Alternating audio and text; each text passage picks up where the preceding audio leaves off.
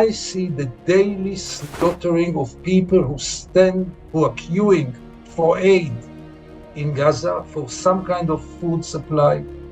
Thousands of people who have to wait in 4 stations all around the Gaza Strip. 2 million people with 4 stations of aid. Each of them is open only 1 hour a day. Can you believe how cruel?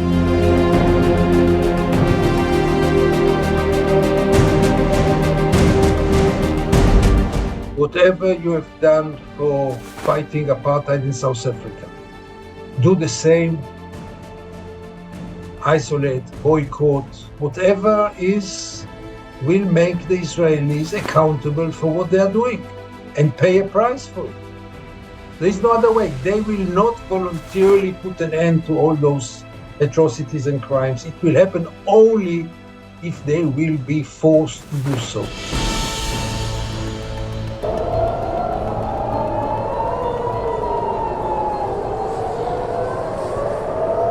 We are at a moment where we are seeing a community that suffered the worst kind of with the Holocaust. Now a section of that community, and I say only a section of that community, is carrying out the worst kind of brutality against another community. Many Jews today are standing up to Israel and the Israeli government and saying, "Not in my name." One such individual is Gideon Levy, renowned journalist and author. He joins me to discuss what's really happening on the ground. How can things change? Will things change? Gideon, thank you so much for joining us here on the network. It's my pleasure. I'd like to begin with October 7th. Now, a lot of people across the world who have hardly followed what the problems have been between Israel and Palestine, or for that matter, particularly to do with what's been happening in Gaza, think that October 7th is the beginning of everything. Nobody condones, nobody's saying what happened on October 7th was not a dastardly act. But give us a historical perspective, put things in perspective on what's happening on the ground, what has Israel been doing in the past, and can there be a way forward? No, October the 7th was a turning point, but it not came out of the blue sky.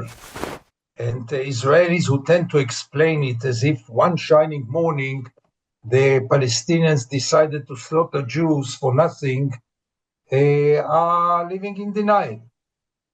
The Gaza Strip is a very small piece of land, not only in Indian terms, also in Israeli terms, in which there is a highly populated population, 2.3 million people, most of them refugees from 1948, who were expelled from their homes and villages and fields when the Jewish state was established in Israel in 1948. They were living in Gaza quite in bad conditions, mainly in refugee camps for many, many years and decades, until the Six-Day War came and Israel had conquered Gaza and it became part of Israel, part of its occupied territories. In the year of 2005, Israel withdrew from Gaza, but Gaza remained the biggest cage in the world, the biggest prison in the world, because Israel put a siege over Gaza by air, by water, and by territory. All the entrance and the exits were controlled by Israel, and most of the time blocked for most of the people of Gaza. They couldn't get out, they couldn't get in. And from time to time, there were some explosions coming out of Gaza, sending rockets toward Israel, which always brought a very brutal reaction of Israel. Operations every 2-3 years, which created a lot of damage and casualties in the Gaza Strip. Gaza was run by Hamas, which is a fundamentalistic Islamic movement, which does not agree to recognize Israel, but they are the government of Gaza. On the 7th of October, hundreds of Palestinian fighters or terrorists, you can call them as you wish, crossed the border which was a very sophisticated and well built border barrier that could hardly be crossed under the ground and above the ground, but they succeeded to cross it hundreds and hundreds on motorcycles and pickup cars, and did really a slaughter in the kibbutzim in the south of Israel. 1,200 people were killed on this day, horrible scenes. Few hundred were taken hostage, really horrible scenes. I've been there the day after and it looked horrible. Really, they were shooting people in a nature party, hundreds of young people and people in their homes and children and women and everything. Horrible. But ever since then, Israel decided that after those atrocities, Israel has the right to do whatever it wants. And it started a war over Gaza, which is mainly a brutal, barbaric attack over Gaza, which until now killed at least 53,000 people, 16 or 17,000 children, and the worst of all, almost 1,000 babies, which were not yet 1 year old. This war is not ending, didn't end until now. Israel continues to bomb Gaza, to move the population there as if they were a bunch of sheep. And the catastrophe in Gaza is maybe the biggest catastrophe right now in the current century. Gideon, it seems like the Israeli explanation to this is that it's now or never, that they need to finish the Hamas. Does that fly? Is that an acceptable explanation? I have very lot of support to finish the Hamas. It's not my cup of tea, obviously. But what you didn't achieve in 20 months or 21 months already, you will not achieve in another 21 months. Now it's really killing for the sake of killing, destruction for the sake of destruction. If they couldn't kill all the Hamas activists and replace Hamas, by the way, Israel has no clue who is going to replace Hamas. But in any case, what you didn't achieve until now, you will never achieve. And there are certain goals which are unachievable, and you have to realize it. The other argument that Israel puts is that when we talk about civilians dying, that they're used as human shields by the Hamas.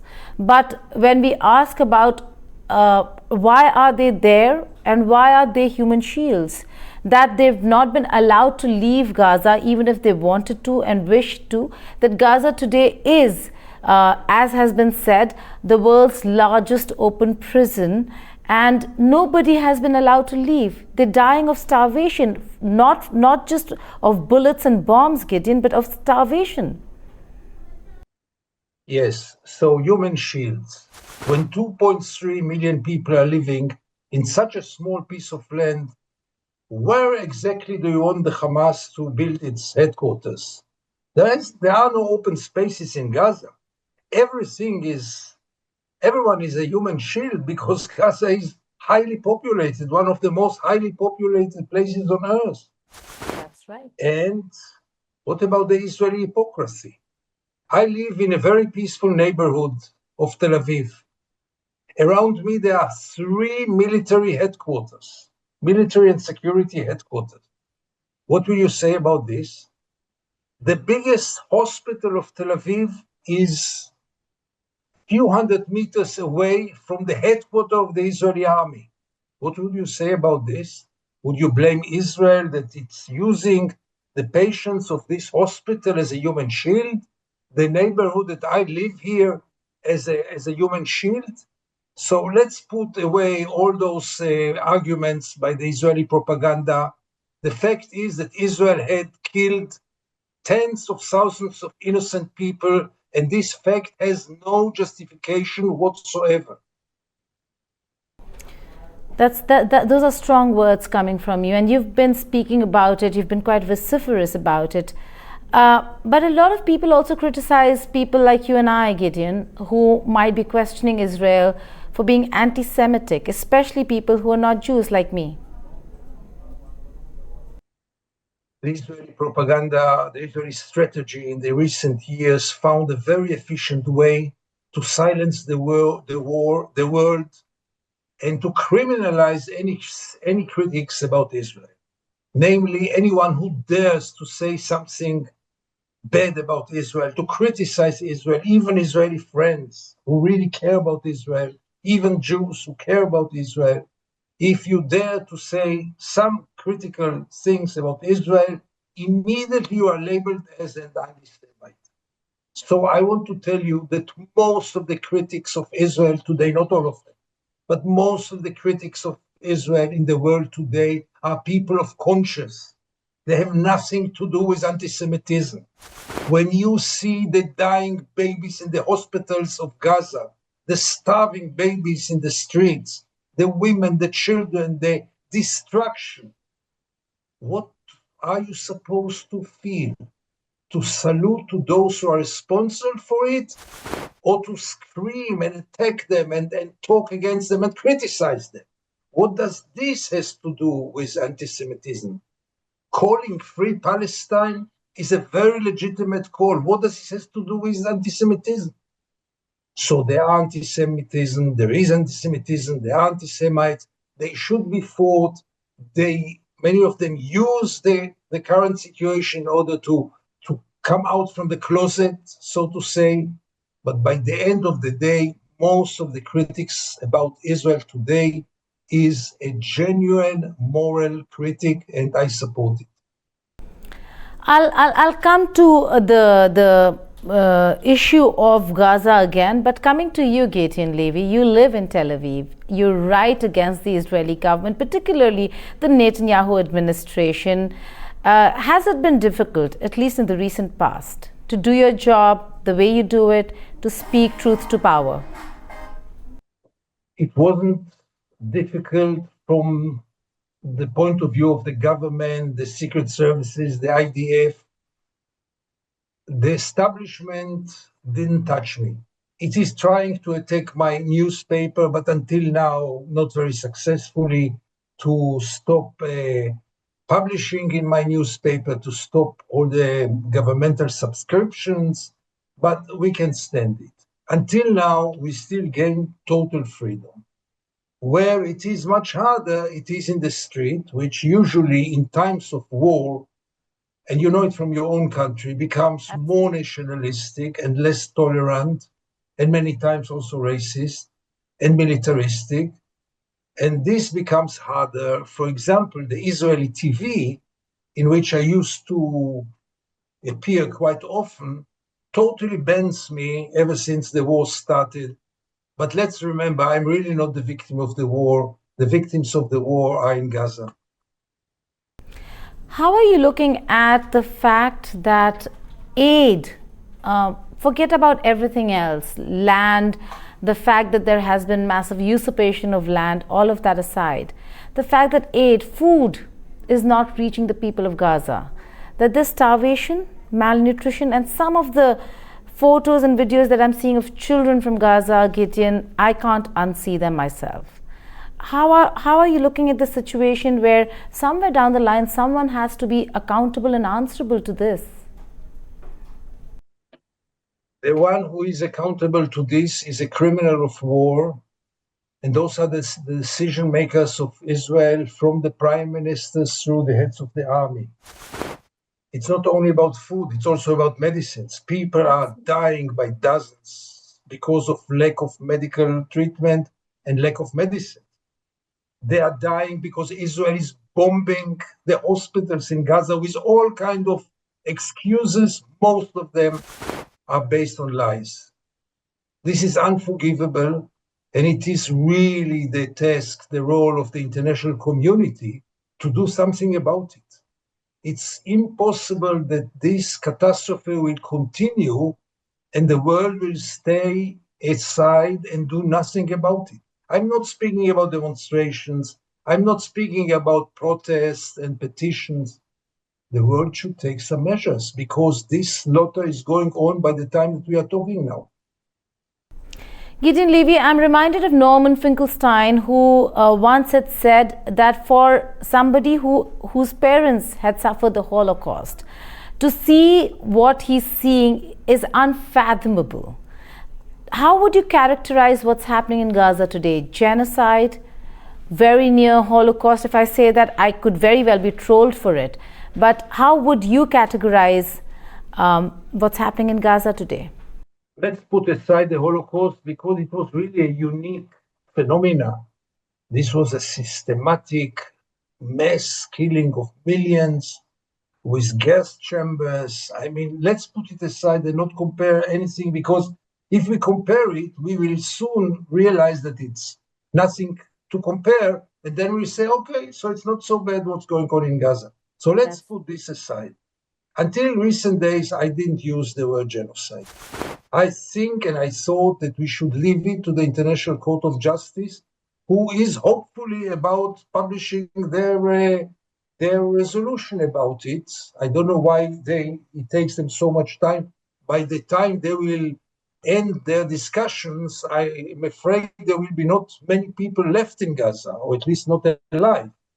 But they take their time, months and months and months and months. I don't know why, really, I don't know why. Either it is a genocide or not.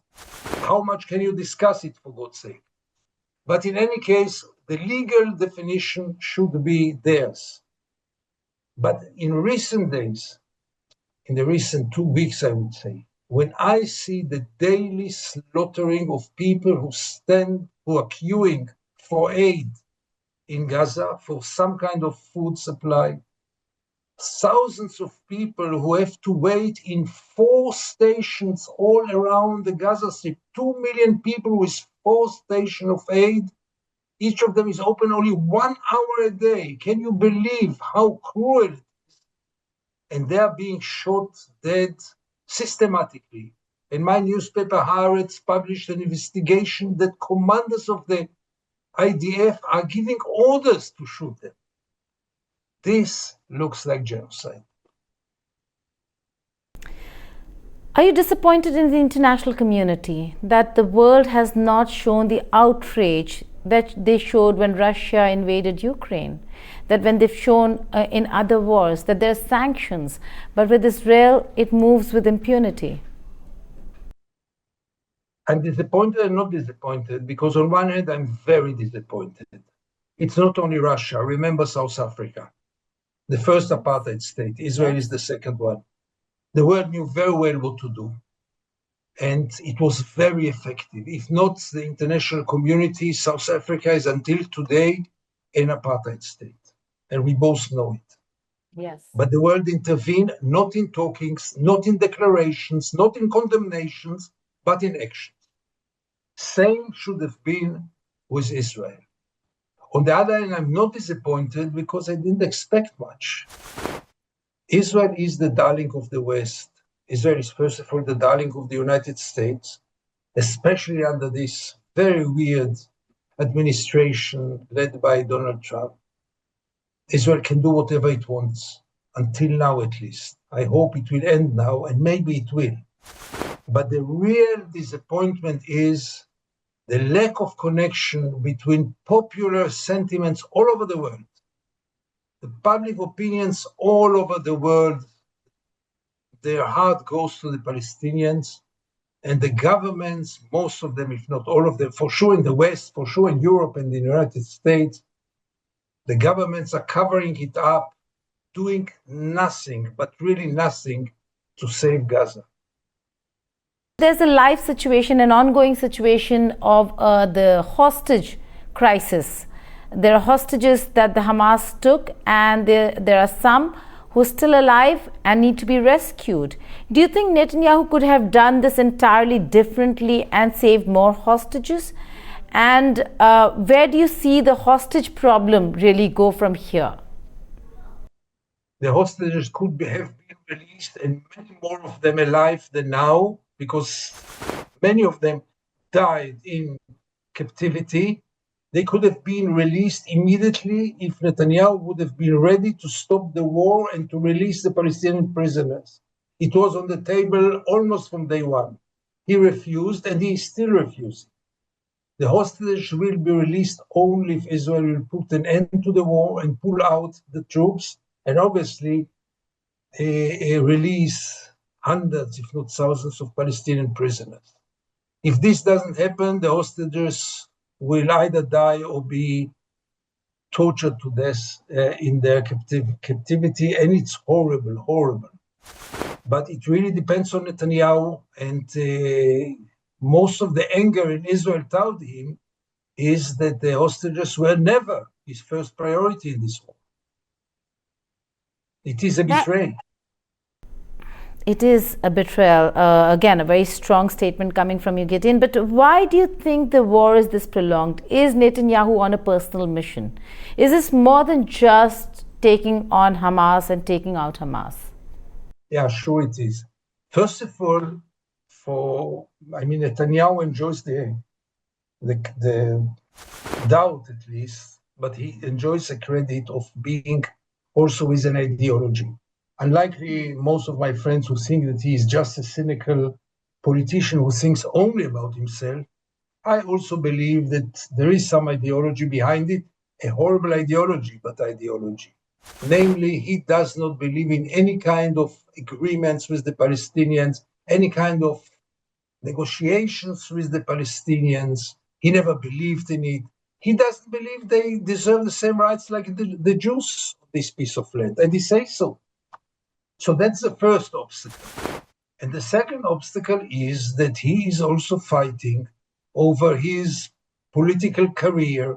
He's fighting over his trial, the criminal trial of quite serious charges. So everything is mixed. His political and personal ambitions together with his ideological goals, and all together shape his policy, which is almost a criminal one. I must remind you and your viewers that Benjamin Netanyahu is wanted by the International Criminal Court in The Hague. It's not something simple to be wanted by this Supreme Court, which is the most important court in the world. But he's also the man who's now being supported by Donald Trump. Absolute support, in fact, saying that this is political witch hunt and that it should stop because he's a war hero. It tells you more about Donald Trump than about Netanyahu. True that. But again, Gideon Levy, I have to ask you this. How is there going to be any solution to this crisis if the Trump administration continues backing Netanyahu in the manner in which they are? And if the West, on the one hand, have very strong words to say about what's happening in Gaza, but on the other hand, they keep arming and supporting Israel with weapons and jets? It really depends on one person, and this is Donald Trump. And he's, as you know, very hard to foresee. If Donald Trump wants this war to end, he just declared today that he's going to meet Netanyahu next week and he's going to put pressure on him to end the war. I don't know how serious it is because he can wake up tomorrow morning and say the opposite. But if he wants this war to be over, he can do it within days, within one phone call, because Israel depends on the United States more than ever. And Israel cannot go on with the war in Gaza without the support of the United States. So therefore, there is a chance, there is a good chance that it will end now. Even the Israeli army says there are no more goals in Gaza. So it's really slaughtering for the sake of slaughtering. I hope that Donald Trump will do what he did in Iran and put an end to the war like he did with the war in Iran.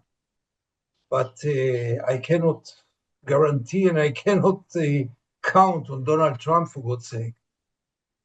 Okay, but then there is a solution that the Arabs are putting out. That's called the Arab Plan for Gaza, drawn up by Egypt, backed by many countries, including some of the Western allies like UK, France, Italy, and Germany.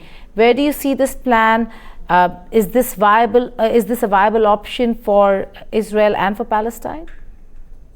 Not really, because Hamas is still the power on the ground.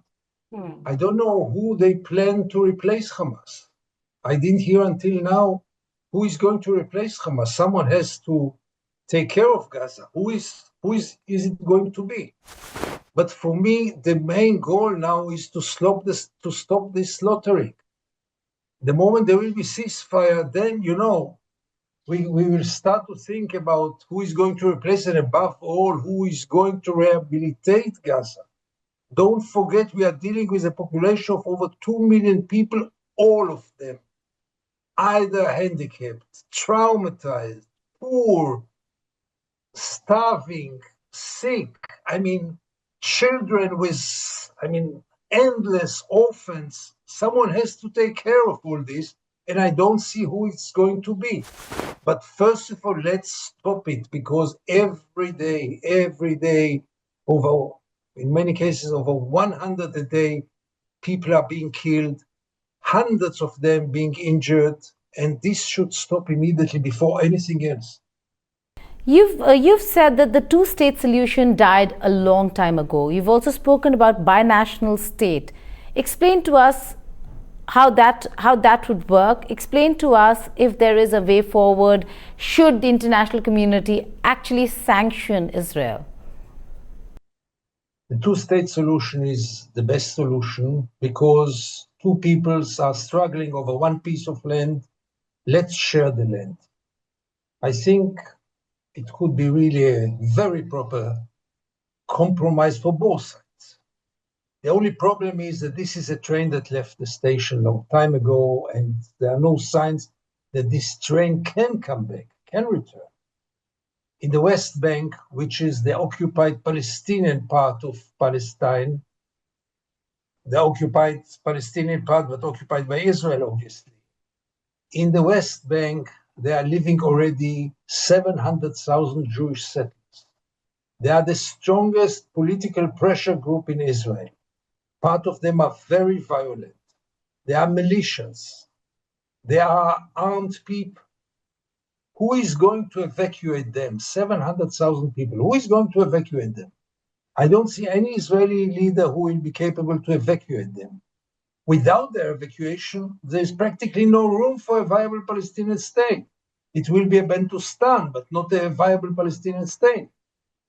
So if someone will come and tell me, listen, we can do it. There will be a viable Palestinian state. We will evacuate all those settlers. I'll bless him. There is no better solution than this. But continuing to talk about the two-state solution and knowing that it's not achievable anymore is the biggest crime, because by this you say, okay, we have a solution, it's not applicable, so let's wait for the Messiah. And meanwhile, one generation after generation of Palestinians will live under this brutal occupation without any vision. I think that if there are now practically two options. One is that the apartheid state will stay forever, which I don't exclude this option. If the world will continue to accept it, there will be an apartheid state forever in Palestine and Israel.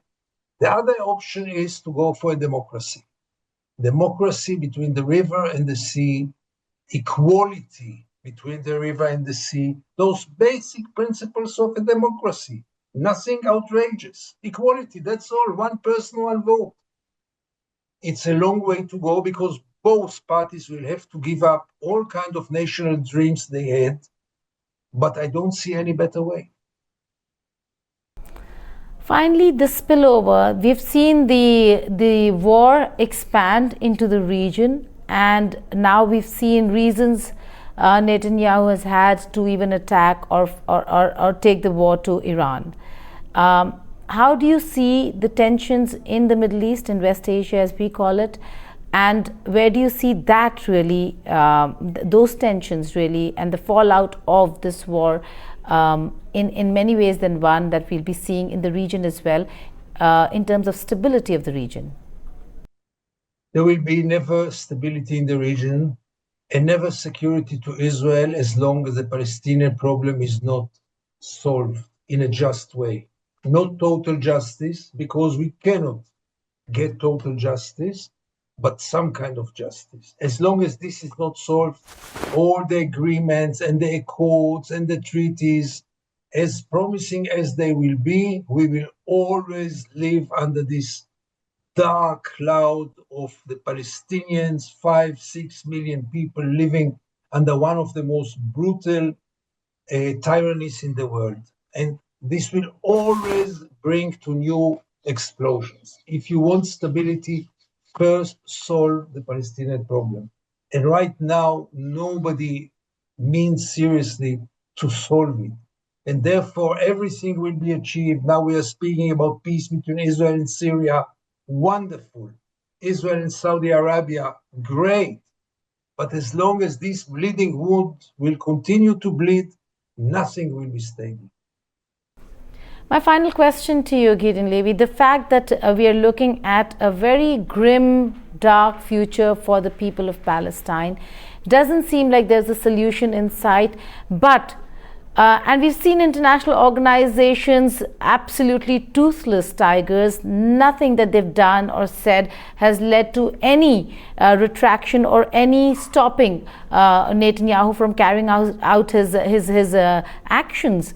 Having said that, are there countries who can individually do, and what can they do to really stop Israel?